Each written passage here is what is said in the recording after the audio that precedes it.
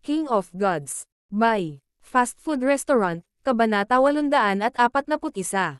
Peking Demonic Duo. Whoosh! Whoosh! Isang layer ng purple at silver ang nagdala kina Zhao Feng at Nan Gongsheng sa mga tulay, daanan, at iba pang mga landas sa kailaliman ng Exiyang Palace. Ang kapangyarihan ng kasalukuyang spatial na kakayahan ni Nan Gongsheng ay hindi maihahambing sa nakaraan. Para siyang isda sa tubig sa masalimuot na tanawing ito. May naramdaman si Zhao Feng, at kapansin-pansing nagbago ang kanyang ekspresyon. Isang makapangyarihang layunin na tila kaya nitong hamampod sa anumang bagay sa landas nito ay lumitaw sa lokasyon kung saan sila nag-away ilang sandali ang nakalipas. Ang aura ng layong ito ay umabot na sa pagiging perpekto. Emperor Intent. Bahagyang bumagal si Nan Gongsheng habang napuno ng pagkabigla ang kanyang mukha. Nagpalitan ng tingin ang dalawa, at hindi nagtagal ay kumalma si Zhao Feng habang bumubulong sa sarili. Tulad ng inaasahan sa isang walang katulad na kababalaghan mula sa isang 4-star power. Xuan Yuanwen. Binuo din niya ang Emperor Intent. Hindi maitago ni Nan Gongsheng ang pagkagulat sa kanyang mukha. Si Xuan Yuanwen ay ikapito lamang sa ranggo ng Imperial Genius. Kung napakalakas na niya, mahirap isipin kung gaano nakakatakot ang nangungunang tatlo. Siyempre, kung ang lahat ng mga henyo na pumasok sa Divine Illusion Dimension ay makakaalis ng ligtas, medyo magbabago ang ranking ng Imperial Genius. Hindi lang Emperor Intent, naging Emperor na siya. Napabuntong hininga si Zhao Feng. Nang makatipan sila sa crater na Hugis Dragon, siniyasat ni Zhao Feng si Xuan Yuanwen at nalaman na ang kanyang aura ay napakalapit sa isang Emperor, at sinadya niyang itago iyon. Void God Realm Emperor. Medyo hindi ito tinanggap ni Nan Gongsheng. Ang isang mahigit 20 lamang na Emperor ay hindi maisip sa Kang Ocean. Maging ang Left-Eyed Heavenly Emperor sa kanyang peak ay nakarating lamang sa gitnang yugto ng Void God Realm. Nakabuo siya ng pinakamataas na Emperor Intent, ngunit hindi iyon nangangahulugan na siya ay naging isang aktwal na Emperor. Umalis sa ilalim ng aking mga direksyon. Sabi ni Zhao Feng sa malalim na tono. Naramdaman niya ang malakas na aura na papalapit at sinusubaybayan sila. Hindi gustong makipag-away ni Zhao Feng sa isang Emperor sa ngayon. Walang papayag kung wala silang makukuha mula rito, at kailangan pa ring malaman ni Zhao Feng kung bakit napupuot sa kanila ang napakaraming puwersa at gustong patayin sila. Sino ang nagpapanggap na tayo? Isang malamig na liwanag ang sumilay sa mga mata ni Zhao Feng. Ito ang unang pagkakataon na lumitaw ang galit sa kanyang mukha mula nang pumasok siya sa Divine Illusion Dimension. Ang Jiang family at ang Grand Duke Qi's Palace ay tila hindi kumikilos. Whoosh! Whoosh! Ang bilis ng lilang at pilak na liwanag ay umabot sa ibang antas. Bam bam! Whoosh! Habang nasa daan, inilipat ni Zhao Feng ang kanyang pisikal na puwersa at mga diskarte ng Soul Dao upang alisin ang ilan sa kanilang mga natitirang aura. Medyo alam ni Zhao Feng ang tungkol sa pagsubaybay dahil sa Pursuit of Death. Patuloy siyang hinahabol, tapos siya pa ang humahabol sa iba. Hindi lang niya inalis ang mga aura nila, gumawa pa siya ng mga pekeng aura. Halos ang tagal bago gumawa ng tsaa, nawala ang malakas na aura ng Emperor mula sa likuran. Nagpakawala ng hininga si Nan Gongsheng. Ang kanyang kapareha ay talagang karapat-dapat na maging Left-Eyed Heavenly Emperor na nagpasindek sa Kang Ocean. Napakadali nilang naitapon si Xuan Yuanwen. Napakasama ng sitwasyon natin ngayon. Halos lahat ng puwersang pumasok sa Exiyang Palace ay kaaway na natin ngayon. Ang ekspresyon ni Zhao Feng ay solemn na at hindi nagpakita ng mga palatandaan ng pagiging saplada. Sa pag-iisip tungkol dito, nanginginig ang anit ni Nan Gongsheng. Bawat 3-star at 4-star force sa Exiyang Palace ay laban sa kanila. Sino ba ang may lakas ng loob na magpanggap na tayo? Anong mga benepisyo ang makukuha nila kapag lahat tayo ay pinagbantaan pa rin ng Black Serpent Dragon? Hindi maiwasang mapaisip ni Nan Gongsheng. Unang inisip ni Zhao Feng si Jiu Wuji mula sa Nine Darkness Palace, ngunit ang awayan sa pagitan nila ay tungkol lamang sa mukha at ilang kayamanan. Hindi pa umabot sa yugto kung saan ang isang panig ay dapat mamatay. Pagkatapos ng lahat, ang Black Destruction Serpent Dragon ang kanilang tunay na kaaway. Ayon sa logika, walang sino man ang dapat magkaroon ng motibo na gawin ito. Kumislap ang mga mata ni Zhao Fang. Tumanggaw si Nan Gongsheng. Kahit na ang mga di-pantaong eksperto ay walang motibo na gawin ito dahil ang panloob na salungatan ay hindi mabuti sa sino man sa ngayon. Sa pamamagitan lamang ng pagtutulungan nagkaroon ang lahat ng pagkakataong mabuhay laban sa Black Destruction Serpent Dragon. Baka alam ko ang sagot. Hindi nagsalita si Zhao Feng dahil ang anumang komunikasyon ay mararamdaman ng Black Destruction Serpent Dragon, ngunit ang kanyang tingin ay nagsabi kay Nan Gongsheng ng ilang impormasyon. Nagsimulang mag-isip si Nan Gongsheng. Whoosh! Whoosh! Lumapag ang dalawa malapit sa isang tulay, at may isang berdeng lawa sa ibaba kung saan naglalaro ang mga isda. Sa sandaling ito, isang grupo ang lumakad mula sa isang gusali na hindi kalayuan. Hindi ako naniniwalang gagawin ito ni Brother Fang.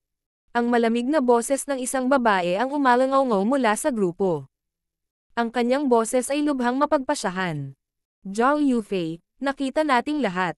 Tinambangan kami ng purple-haired demonic duo mula sa likod at pailay ang dalawang disipulo ng Duanmo family.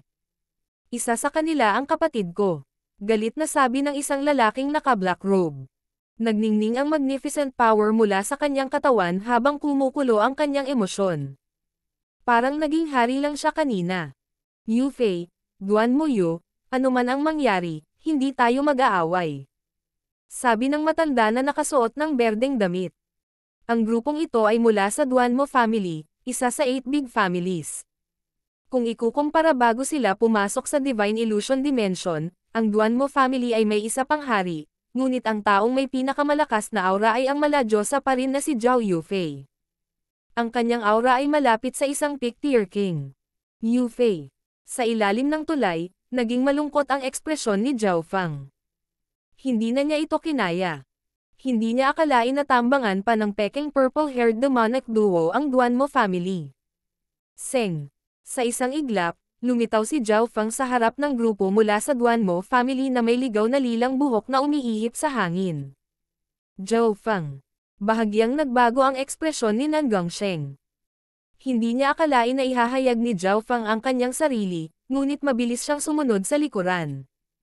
Kailangang malaman ng isa na ang pamilya Duanmo ay may 3 hari, at ang lakas ni Zhao Yufei ay hindi nasusukat.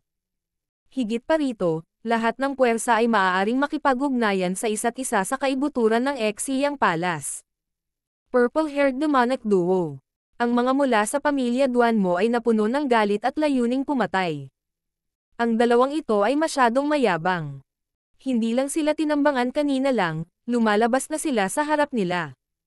Ang unang naisip ng matanda na nakasuot ng berdeng damit ay itigil ang duo at humingi ng tulong sa Sky Suspension Palace, sa mga imperial, at sa iba pang puwersa. Yufei.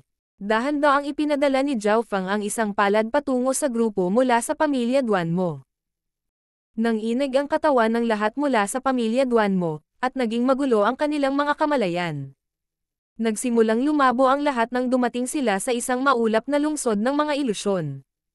Karamihan sa mga tao ay hindi maayos na makontrol ang kanilang mga katawan, at ang kanilang mga pandama ay nagulo.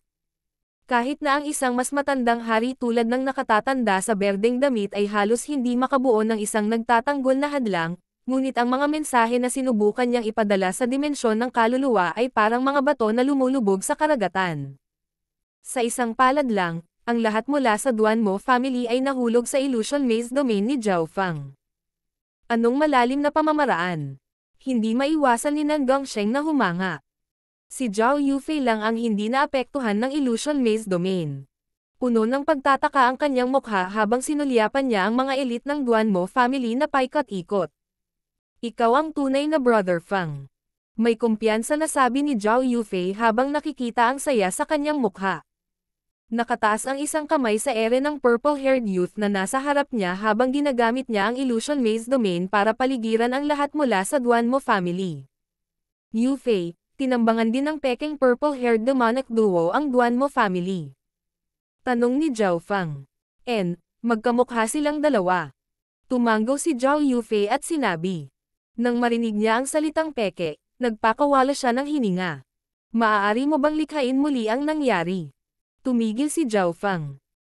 Kapag naabot ng isa ang Void God Realm, ang kanilang mga kaluluwa ay magiging lubhang malakas, at magagawa nilang muling likhain ang isang bagay mula sa kanilang mga alaala. Ikanaway ni Zhao Yufei ang kanyang kamay, at lumitaw ang isang purple na screen sa hangin. Weng! Lumitaw ang mga larawan sa purple na screen. Sa simula, ang pamilya Duan mo ay nakikipaglaban sa isang alon ng mga baging, at mayroong ilang mga prutas sa mga baging. Ang mga baging na ito ay napakahirap, at si Zhao Yufei ang pangunahing puwersa laban dito. Gayunpaman, nang sila ay kukuha ng mga prutas. Shua! Sa isang flash ng purple at silver, dalawang purple-haired figure ang lumundag. Paano ito posible? Kapansin-pansing nagbago ang mga ekspresyon ni na Zhao Feng at Nan Gongsheng, ang duo na tao sa larawan ay eksaktong kapareho ni na Zhao Feng at Nan Gongsheng. Napakabilis nila, at ang kanilang mga figure at kakayahan ay katulad ng purple-haired demonic duo.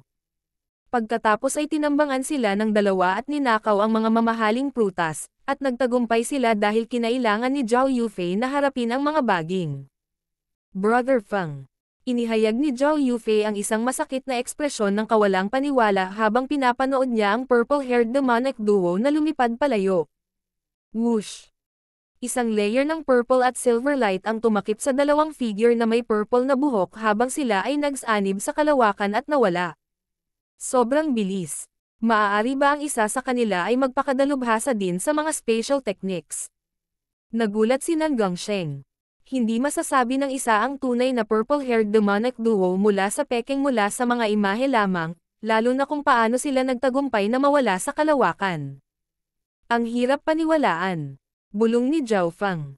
Mayroong hindi mabilang na kakaiba at espesyal na mga tao sa gitna ng mga henyo na pumasok sa Divine Illusion Dimension. Nasuri nila ang tatlong kapangyarihan na taglay ng Peking duo. Una, isang malakas na kakayahan sa pagkopya. Dalawa, mga spatial technique na katulad ng kay Nan Gongsheng. Tatlo, isang lihim na pamamaraan na maaaring magpapahintulot sa kanila na sumanib sa kanilang kapaligiran, na maaaring nauugnay sa una o pangalawang kakayahan. Yufei, may napansin ka bang kaina-hinalang punto? Nag-isip sandali si Zhao Yufei bago sumagot. Batay sa nangyari sa iba pang puwersa, ang Peking duo ay lumitaw lamang sa kritikal na sandali bago nagnakaw mula sa kanila.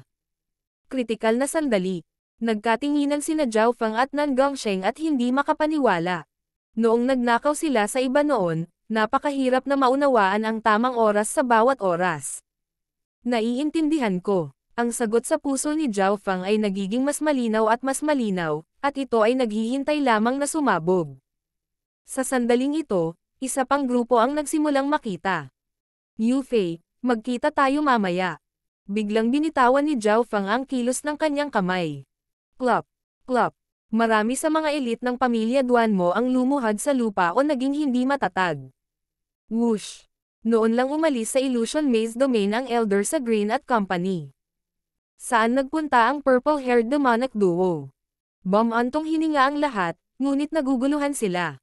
Tanging ang matanda na naka-green at ang lalaking nakaitim ang may gulat na ekspresyon. Nasulyapan nila ang isang purple and silver streak na sumanib sa mga gusali ng Exiyang Palace. King of Gods, Kabanata 842. Pangasiwaan. Sa labas ng Exiyang Palace, ang napakalaking black-scaled na katawan ng Black Destruction Serpent Dragon ay umikot-ikot sa hangin. Paminsan-minsan ay nadudurog nito ang kuko nito patungo sa God's Forbidden Array at naging sanhi ng pagputok ng daan-daan at libo-libong mga sinag ng liwanag na kulay lila at dugo. Hihihi, kasi simula pa lang ng laro, at naglaro na ang mga chess pieces ko. Ang Black Destruction Serpent Dragon ay may mapaglarong ekspresyon. Madarama at makokontrol nito ang sitwasyon at galaw ng lahat sa loob ng Exiyang Palace sa pamamagitan ng Mark of Destruction. Ito ay tulad ng isang tagalabas na nanunood ng isang labanan sa isang hola. Sa parehong sandali, sa isang tiyak na sulok ng Exiyang Palace, dalawang may kulayob na figure ang nagtago sa isang malaking puno sa isang courtyard. Ang susunod na target na tambangan ay Sky Sword Pavilion. Ang Little Sword Saint ng Sky Sword Pavilion ay hindi simple. Kailangan nating maging mas maingat sa pagkakataong ito. Ang hitsura ng dalawang taong ito na may purple na buhok ay eksaktong kapareho ni na Zhao Feng at Nan Gongsheng. Isang malamig na boses na tila bumaba ang tingin sa bawat buhay na nilalang na narinig sa tenga ng dalawa. Mag-ingat ka. Maaaring nahulaan na ng totoong purple-haired demonic duo ang iyong mga pagkakakilanlan. Naiintindihan, Lord Black Serpent Dragon. Ang dalawang figurang may kulayob na buhok ay may magalang na ekspresyon.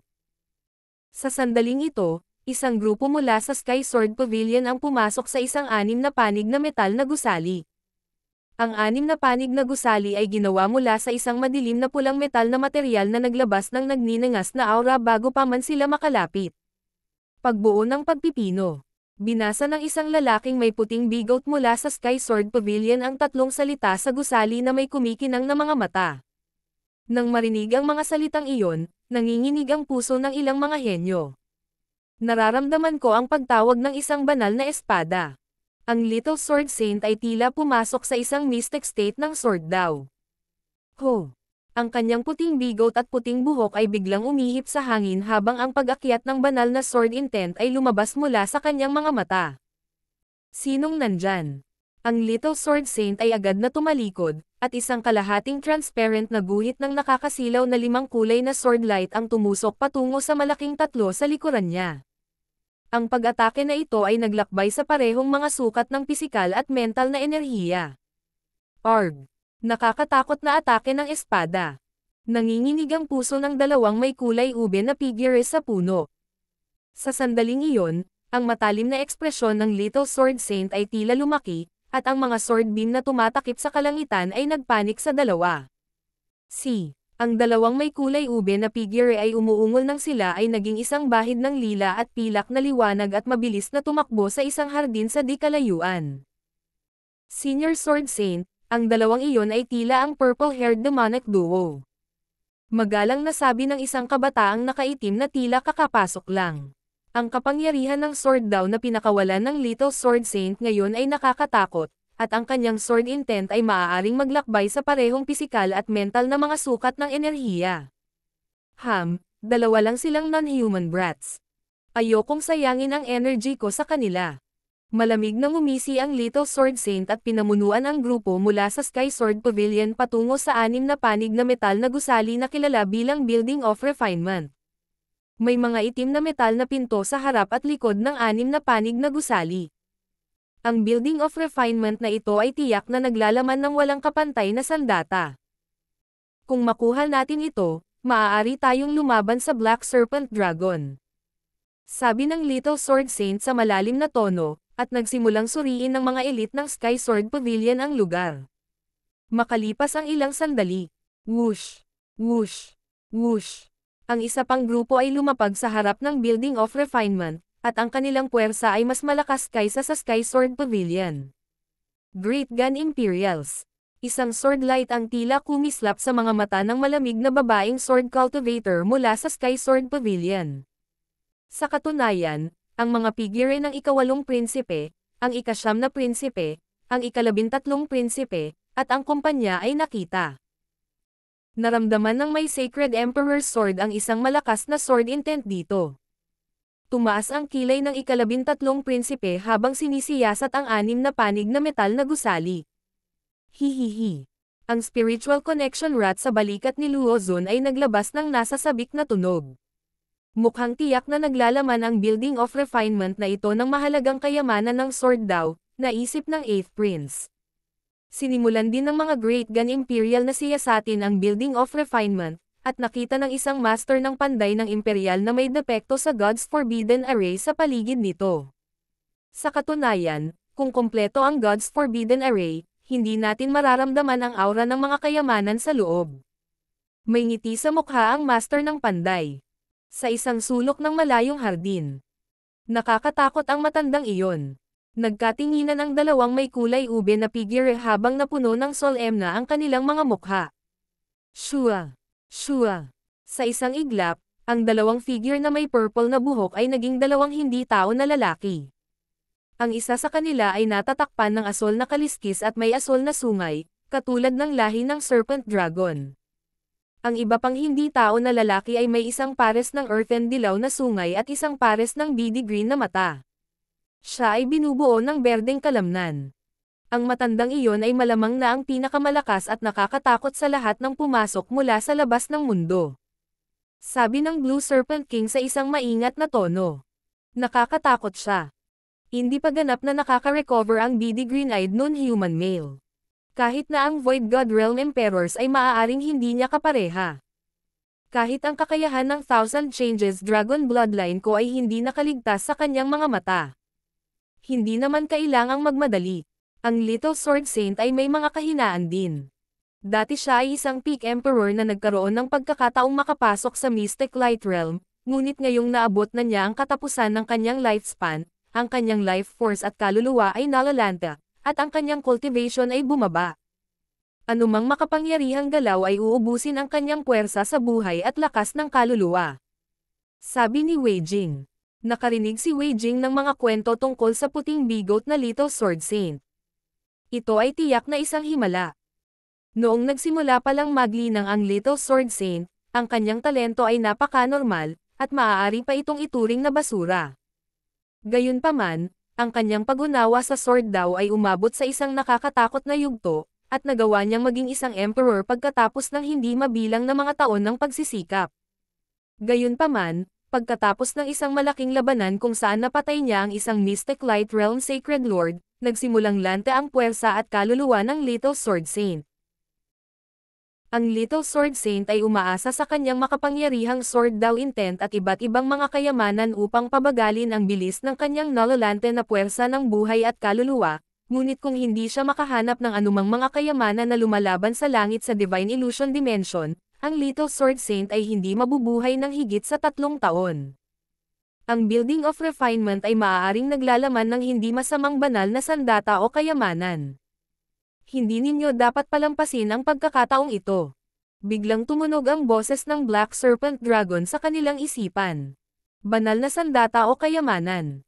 Nagkatinginan sina Wei Jing at Green Beady Eyes at naramdaman nilang bumilis ang tibok ng kanilang puso.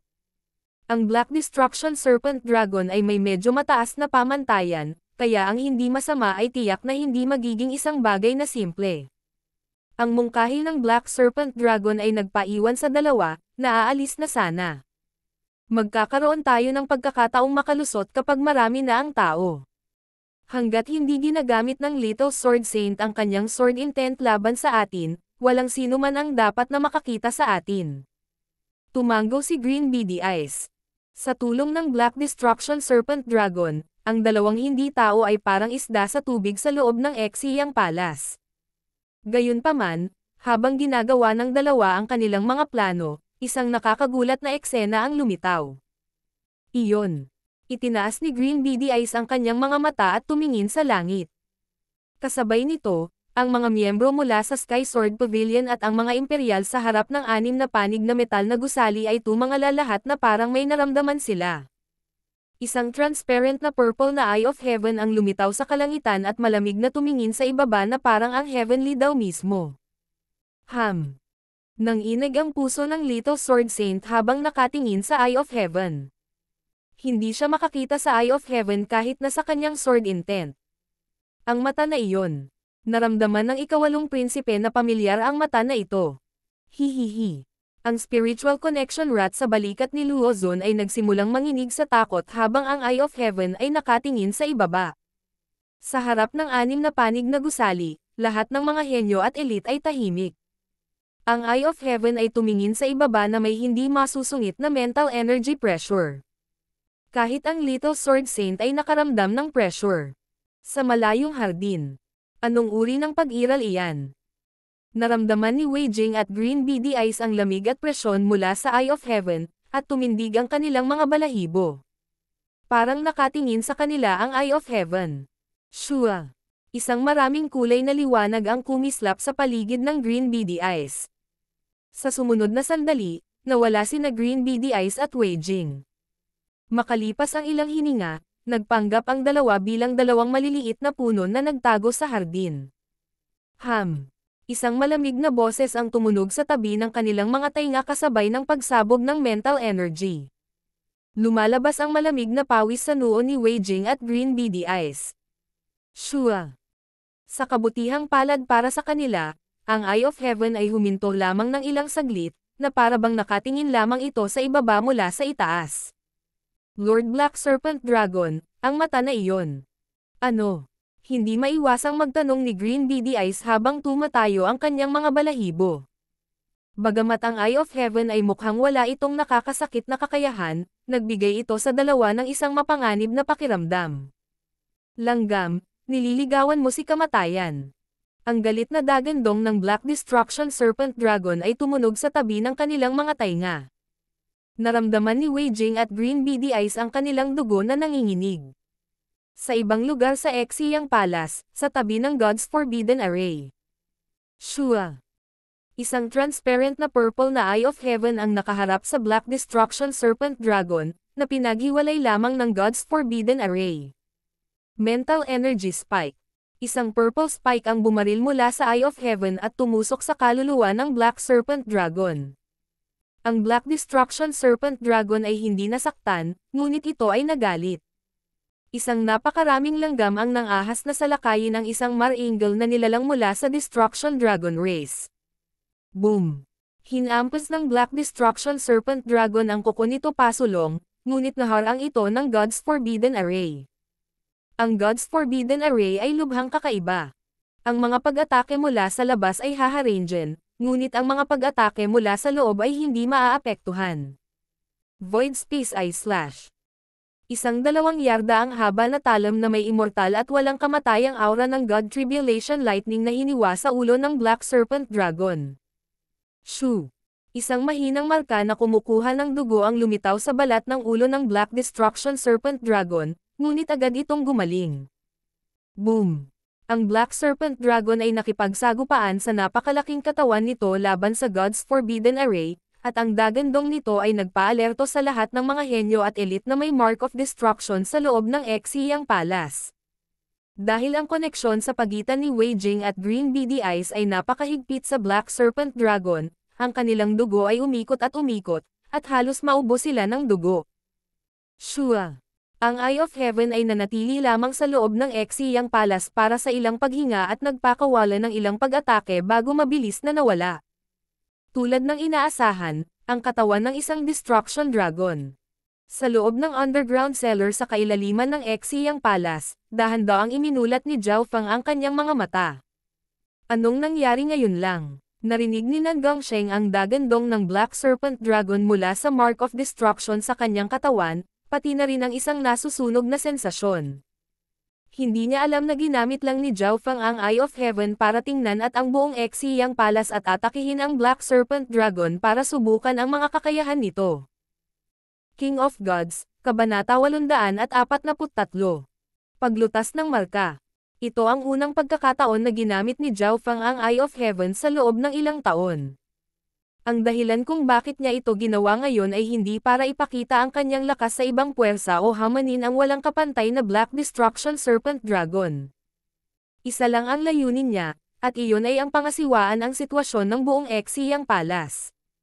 Ang hitsura ng peking purple-haired demonic duo ay naging dahilan upang iwasan siya ng ibang puwersa, at ang Black Serpent Dragon sa labas ng Exiyang Palace na lihim na kinokontrol ang mga tao ay nagparamdam kay Zhao Feng na parang nawawalan na siya ng kontrol sa sitwasyon. Lahat sila ay may kaaway sa harap nila, ngunit ang kapalaran ay umiral kasama ng panganib. Ayaw niyang mawalan ng kontrol sa ngayon. Gamit ang Eye of Heaven, maaaring pangasiwaan ni Zhao Feng ang buong Exiyang Palace at kontrolin ang pagbabago ng tubig. Gaya ng hula niya, ang peking purple-haired demonic duo ay kinokontrol ng Black Destruction Serpent Dragon. Kung wala silang mga pointer na ibinigay ng Black Destruction Serpent Dragon, paano nagawang lumitaw ang peking purple-haired demonic duo sa kritikal na sandali at matagumpay na nakatakas sa bawat pagkakataon? Bukod sa Eye of Heaven ni Zhao Feng, ang Black Serpent Dragon lang ang may ganoong kakayahan. Maaaring subaybayan ng Black Serpent Dragon ang sitwasyon sa loob ng Exiyang Palace sa pamamagitan ng Mark of Destruction sa katawan ng lahat. Ang kaibahan kay Zhao Feng ay ang Black Serpent Dragon ay hindi maaaring personal na sumali sa ngayon, kaya kailangan nito ang Blue Serpent King at Green Beady Eyes para gawin ang utos nito. Roar! Woo! Bam! Boom! Dama-dami ang galit na pag-atake ng Black Destruction Serpent Dragon sa labas ng Exiyang Palace. Dapat makacharge ang Black Destruction Serpent Dragon pagkatapos ng mahigit 20 araw. Kumislap ang mga mata ni Zhao Fang. Malamang na gusto ng Black Serpent Dragon na ang mga tagalabas na ito ay kumilos bilang frontline. Pagkatapos ng lahat, labis pa rin itong nag-iingat sa sinaunang Diyos na si Exiyang, at ang Exiyang Palace ay malamang na marami pa ring nakatagong panganib. Anong nangyari ngayon lang? Sa underground cellar, tumingin si Nan Gongsheng kay Zhao Fang. Sa sandaling ito, natuklasan niya na si Zhao Fang ay may kumpiyansa na ekspresyon, na parang kaya niyang kontrolin ang sitwasyon ng buong palasyo. Hindi mahirap para kay Nan Gongsheng na hulaan na ang nangyari ngayon ay may kaugnayan kay Zhao Fang. Dapat nating alisin ang kaunting problema bago tayo kumilos. Ngumiti si Zhao Fang at sinabi. Ibig mong sabihin, ang Mark of Destruction. Naunawaan kaagad ni Nan Gongsheng. Tumanggo si Zhao Fang at umupo. Sinimulan ni Zhao Fang at Nan Gongsheng na alisin ang marka ng pagkasira. Ito ay isang pinasimpleng bersyon lamang ng aktwal na Mark of Destruction, at naglalaman lamang ito ng tipak ng aura mula sa bloodline ng Destruction Dragon. Nan Gongsheng, subukan mong gamitin ang iyong special na kakayahan at ang Evil God Crystal para kainin ito. Sabi ni Zhao Fang habang sinusubukan niyang lutisin ang Mark of Destruction. Ang Mark of Destruction ay naglalaman ng makapangyarihang mga batas ng destruction, ngunit sa kabutihang palad, si Zhao Fang ay may kaunting alam tungkol sa mga mula sa paglinang ng Destruction Wind Lightning sa kanyang nakaraang buhay. Ang mga batas ng destruction from the Destruction Dragon Race ay may kinalaman sa pinagmulan ng mundo mismo. Weng. Inilibot ni Zhao Fang ang kanyang Water of Wind Lightning at naglabas ng Green Water Sky Lotus, na may mga kakayahan sa paglilinis. Sa kaibuturan ng kanyang katawan, ang mga tipak ng iskarlate itim na aura ay sumanib sa kanyang laman at buto, at nadudurog pa ang kanyang kaluluwa. Sinubukan ni Zhao Fang na ilipat ang iskarlate itim na aura, ngunit walang nangyari. Sa labas ng Exiyang Palace. Ignorant Ingbrat. Kahit na ito ay isang pinasimpleng bersyon lamang ng Mark of Destruction, sinumang mas mahina kaysa sa isang demigod ay walang magagawa para maalis ito. Itinigil ng Black Serpent Dragon ang kanyang mga pag-atake saglit nang lumitaw ang panunuya sa mukha nito. Gayunpaman, kapansin-pansing nagbago ang ekspresyon nito sa sumunod na sandali. Paano ito posible? Biglang naramdaman ng Black Destruction Serpent Dragon na humihina ang isa sa kanyang mga marka, ang marka mula sa isa sa purple-haired demonic duo, si Zhao Fang. Weng. Ilang daang kidlat ng God Tribulation Lightning sa Purple Soul Sea ni Zhao Fang ang nagsimulang kuminang at nagningning ng kapangyarihang maaaring takutin kapwa ang mga Diyos at mga multo. Ang Water of Wind Lightning ay sumanib sa God Tribulation Lightning at nagsimulang linisin ang iskarlate itim na aura. Sa kabutihang palad, nabawi ko ang bahagi ng aking Emperor Intent. Makokontrol na ni Zhao Fang ang bahagi ng God Tribulation Lightning sa kanyang katawan, at sa kanyang nakaraang karanasan sa buhay, ginamit niya ito tulad ng kung paano lumangoy ang isang isda sa karagatan. Madaling sumanib ang kidlat sa kanyang laman, katawan, at maging sa kanyang kadugo, kaya medyo madali para sa kanya ang paglilinis nito. Gayunpaman, ang kapangyarihan ng Mark of Destruction ay may kinalaman sa pinaka-orihinal na mga batas ng destruction, kaya kahit na ang God Tribulation Lightning ay hindi ganap na makakuha ng isang kalamangan.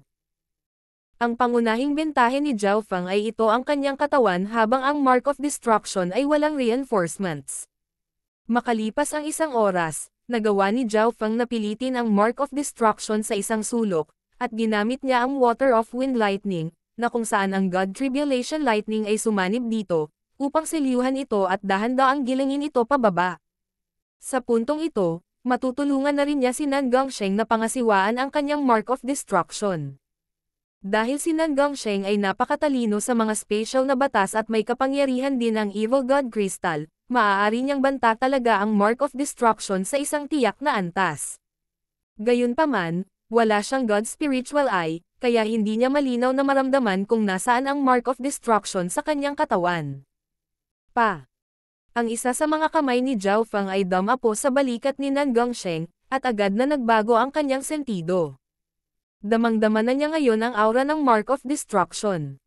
Itong uri ng inspection. Natigilan si Nan Gongsheng.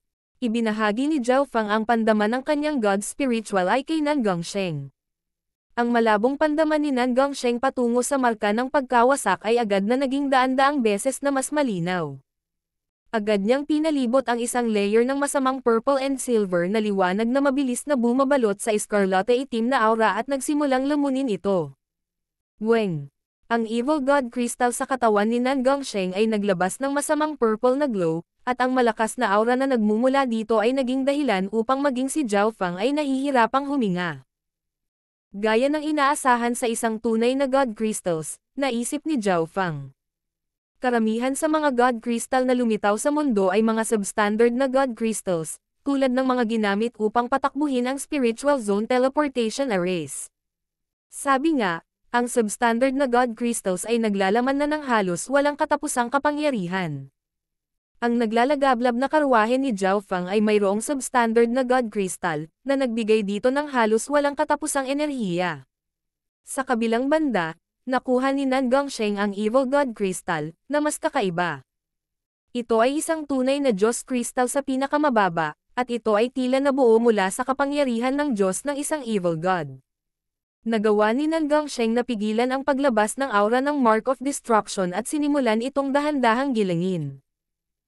Gayunpaman, parehong hindi naalis ni Zhao Fang at Nan Gongsheng ang kanilang mga marka sa loob ng maikling panahon. Kailangan ko ng isang araw habang kailangan ni Nan Gongsheng ng dalawa. Tansya ni Zhao Fang. Habang nire-resolve niya ang Marks of Destruction, binibigyang pansin din ni Zhao Fang ang nangyayari sa loob ng Exiyang Palace. Sa harap ng 6 na panig na metalikong Building of Refinement, sinusubukan ng mga puwersang pinamumunuan ng mga Imperial at Sky Sword Pavilion na lusutan ang God's Forbidden Array. Lahat ng lugar kung saan sila nakatagpo ng kapalaran kanina ay wala man lang God's Forbidden Array sa paligid nila dahil lahat sila ay mga general item lang. Gayunpaman, iba ang Building of Refinement dahil mayroon itong God's Forbidden Array na nagpoprotekta dito. Lahat, mangyaring huminahon. Ang God's Forbidden Array sa loob ng palasyo ay walang gaanong kakayahan sa pag-counterattack dahil pangunahin itong narito upang protektahan ang mismong gusali.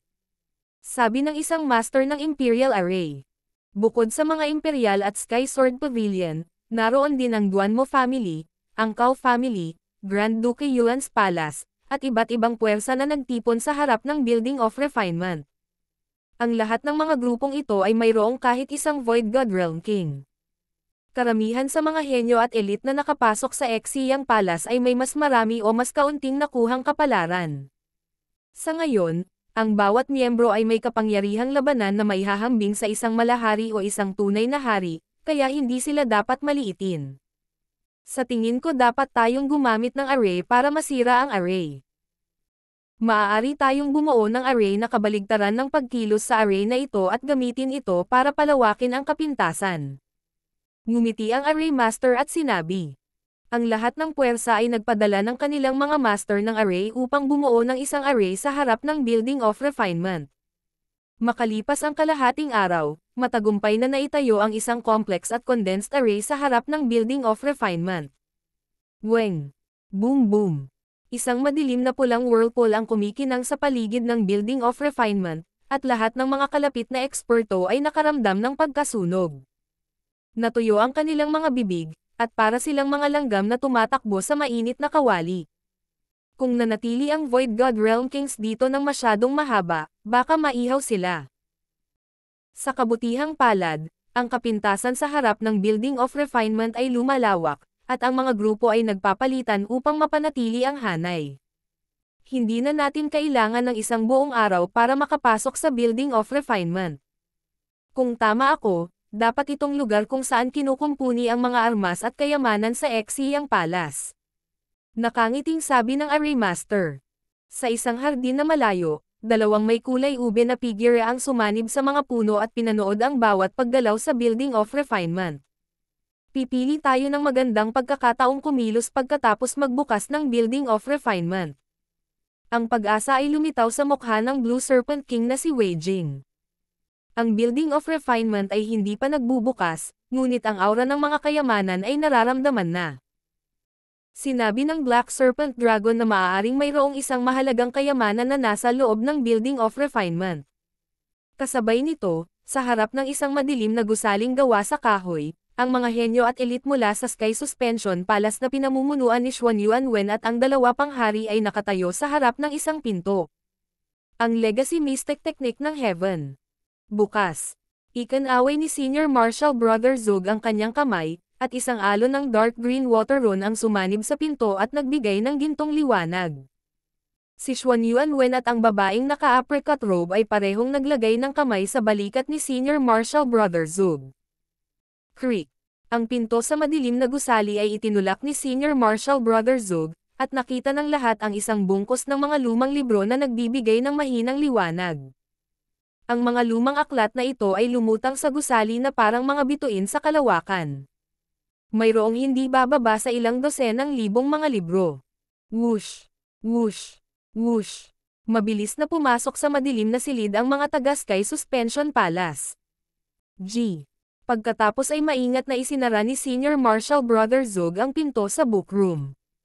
Gayunpaman, walang nakaalam na, nang ang huling kalahating hakbang na hari ay pumasok sa gusali, isang transparent na purple na Eye of Heaven ang lumitaw sa kalangitan sa itaas ng silid ng aklat. Isang kakaibang liwanag ang kumikinang sa Eye of Heaven nang mawala ito sa langit. Sa loob ng underground cellar. Nagtagumpay ako sa paglutas nito. Biglang binuksan ni Zhao Fang ang kanyang mga mata. Nawala na ang iskarlate itim na aura ng Mark of Destruction sa kanyang katawan. Ang God Tribulation Lightning ay talagang karapat-dapat na maging pamatay na hakbang ni Zhao Fang. Nagawa pa nitong tanggalin ang pinasimpleng Mark of Destruction. Sa susunod na kalahating araw, tinulungan ni Zhao Fang si Nan Gongsheng na lutisin ang Mark of Destruction sa kanyang katawan. Makalipas ang isang oras, sa harap ng Building of Refinement. Tagumpay. Ang madilim na pulang glow sa ibabaw ng 6 na panig na tore ay lumabo, lalo na malapit sa lugar sa harap na pasukan. Basag. Boom. Ang itim na metal na pinto ay dahan-daang itinulak ng isang hindi nakikitang puwersa, at ang 5 kulay na hanay sa harap ng Building of Refinement ay nabasag. Bam! Bam! Sa sandaling bumukas ang metal na pinto, isang nakakatakot na alon ng mainit na hangin ang bumaril. Makakakita ang isang tao ng kalahating transparent na madilim na pulang hangin na umiihip sa ilang eksperto malapit sa pintuan. Arg! Umalangaw-ngaw ang mga hiyawan sa harap ng Building of Refinement. Ang ilang mga henyo at elite na hindi nag-react sa oras ay sinunog. King of Gods, Kabanata 844. Kinakalawang na espada. Arg! Ang alon ng mainit na hangin ay sumabog mula sa pintuan ng Building of Refinement, at ang mga hiyawan ay tumunog ng ang 4 o 5 henyo ay naging isang tumpok ng abo. Mayroong higit sa 1 dosenang kalahating hakbang na kings at kings na nasugatan din. Isang imperial na henyo na katatapos lamang maging isang hari ay tinamaan ng alon ng mainit na hangin, at ang kanyang nasuyong katawan ay nakahiga sa harap ng pinto. Sa harap ng itim na metalikong pinto ng Building of Refinement, ang mga imperial, Sky Sword Pavilion, Grand Duke Yuan's Palace, at mga kasama ay natulala. Huminga ng malamig ang ilan sa mga eksperto na nakatakas. Mahigit sa 70% ng mga henyo at elite dito ay papatayin kung ang alon ng hangin ay tumama sa kanila ng direkta. Masasabi lang na malas ang mga malapit sa pinto. Maraming beses, ang mga nanalo ay hindi naman ang pinakamalakas, ngunit ang pinakamaswerteng. Kasalanan ko. Ang Building of Refinement ay hindi pa nabubuksan ng napakatagal na panahon, at ang apoy sa pugan ay hindi kailanman naapula. Dahil hindi mailabas ang init, naipon ito, na naging sanhi ng isang alon ng mainit na hangin na lumabas nang bumukas ang pinto. Ang pagkakasala ay nakasulat sa buong mukha ng Imperial Array Master. Itim din ang mukha at damit niya. Kung hindi dahil sa 8th Prince at ang kulubot na Elder na nagpoprotekta sa kanya sa kritikal na sandali, hindi siya makakaligtas. Ilang sandali pa, hindi na ganoon kalakas ang init mula sa Building of Refinement, pero mainit pa rin. Wala pang nang ahas na pumasok sa itim na metal na pinto. Dapat tayong maghintay ng isa pang kalahating araw para mawala ang karamihan sa init. Ang maliit na bilang ng mga Array Masters na naroroon ay nagkasundo. Nakikita ng lahat ang isang malaking hurno sa loob ng Building of Refinement, at nagbigay ito ng iskarlato pulang liwanag. Bagamat ang pugan na ito ay tinatawag na pugan, mas mainam itong inilarawan bilang isang malaking bunganga sa ilalim ng lupa, o maging isang maapoy na kalaliman. Ang ningning ng apoy mula sa loob ng hurno ay nagparamdam sa lahat ng nag-aalab na sensasyon. Ang furnace na iyon ay nagpapalabas pa rin ng isang nakakatakot na apoy kahit na matagal nang narito. Maraming matatandang elite ang naroroon, ngunit ang apoy sa hurno ay tila walang hanggan, at walang nakauunawa kung paano iyon naging posible. Siguro ito ang domain ng mga Diyos. Baka sa mukha ng lahat ang pananabik at pag-asa. Marahil ay nakarating na sila sa isang mahalagang lugar sa Exiyang Palace. Kahit na lahat sila ay nakakuha na ng maraming kapalaran, ang mga bagay na nakuha nila ay itinuturing na napaka-normal sa Exiyang Palace. Mag-ingat kayong lahat. Nararamdaman ko ang isang malaking pinagmumulan ng ipinagbabawal na apoy sa loob ng pugan. Kung ito ay sumabog, kahit na ang isang demigod ay hindi makaka-address ng hindi nasaktan. Sabi ng Little Sword Saint sa malalim na tono. Nang marinig iyon, nanginig ang puso ng lahat. Kung kahit na ang isang demigod ay hindi makaka-address ng hindi nasaktan, kung gayon. Iyon ang kapangyarihan ng isang Diyos. Sa paglipas ng panahon, ang init na nagmumula sa Building of Refinement ay nagsimulang mawala, at karamihan sa mga ito ay kumupas pagkatapos ng kalahating araw. Sa puntong ito, ang liwanag mula sa loob ng Building of Refinement ay mas kalmado, at maaaring magsimulang makakita ng mga bato, punit-punit na mga sandata, at iba't ibang piraso sa loob. Bagamat punit-punit at basag-basag ang mga bagay na ito, ang aura na kanilang inilabas ay nayanig pa rin ang puso ng lahat. Weng. Nagsimulang manginig ang lahat ng mga sandata na naroroon, kabilang ang ilang inheritance sacred weapons. Nagsimulang umungol ang Sacred Emperor's Sword sa kamay ng ika-13 prinsipe na parang nasa sabik. God-fallen metal. Iyan ang isa sa mga sinaunang materyales na natatakan sa ipinagbabawal na lupain ng mga imperial. Natigilan ang ika-8 prinsipe.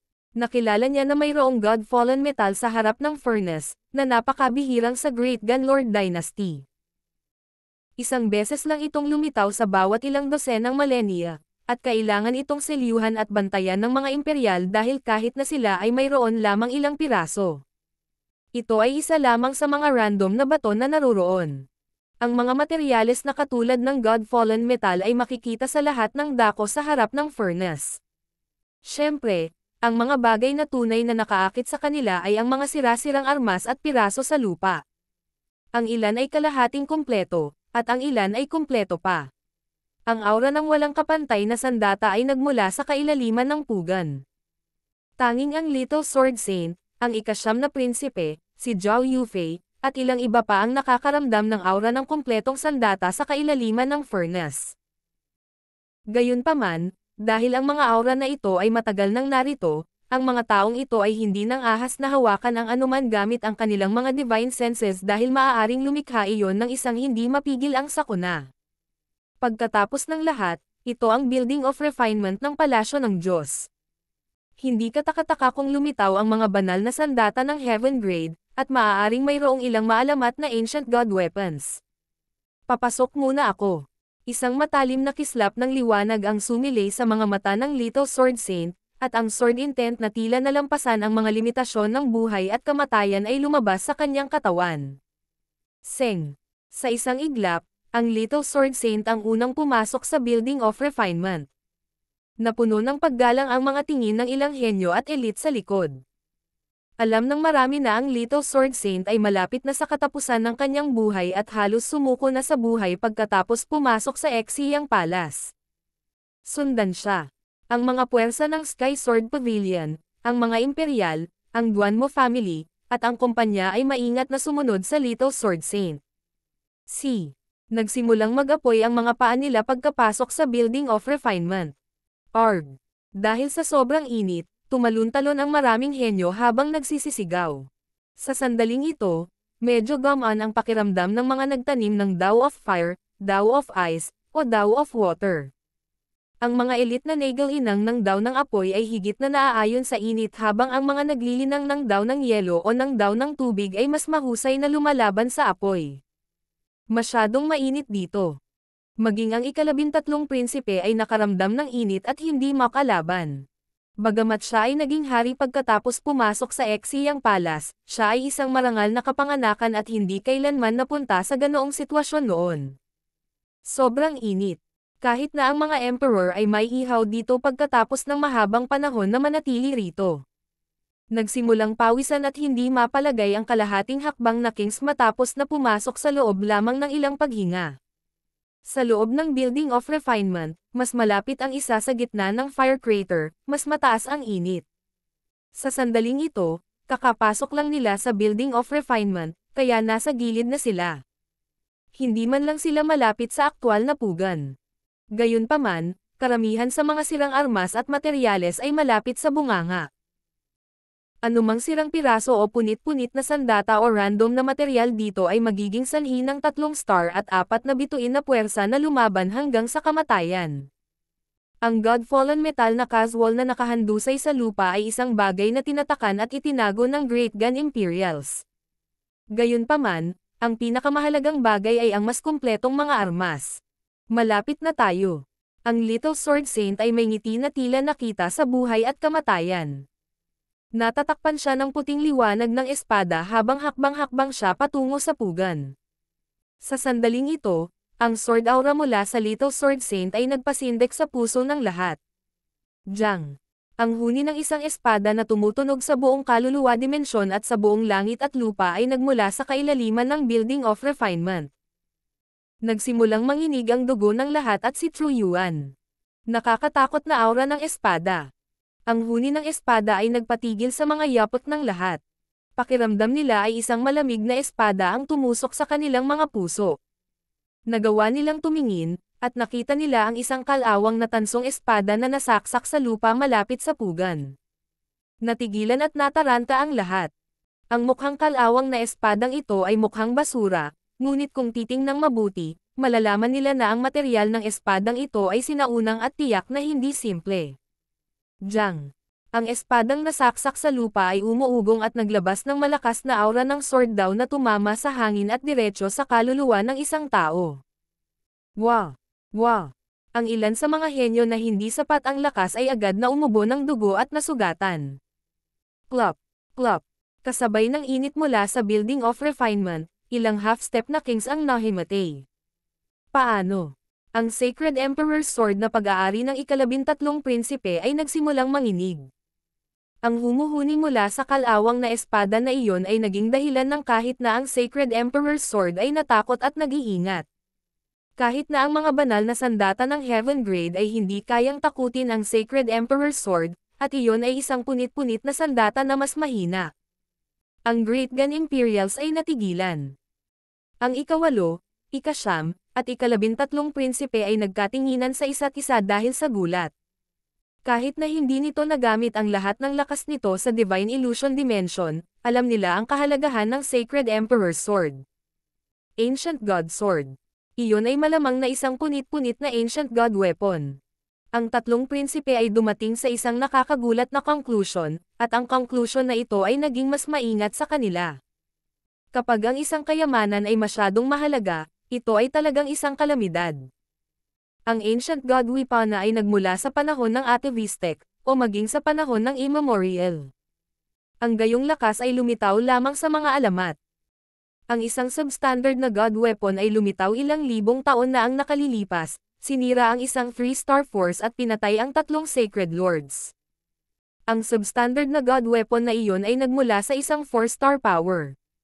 Sky Suspension Palace. Mga bulalas mula sa Building of Refinement. Ayunpaman, ang kalawang na tansong espada ay hindi isang substandard na sandata ng Diyos, ang aura lamang ang nakakatakot sa Sacred Emperor's Sword. Sa labas ng Building of Refinement.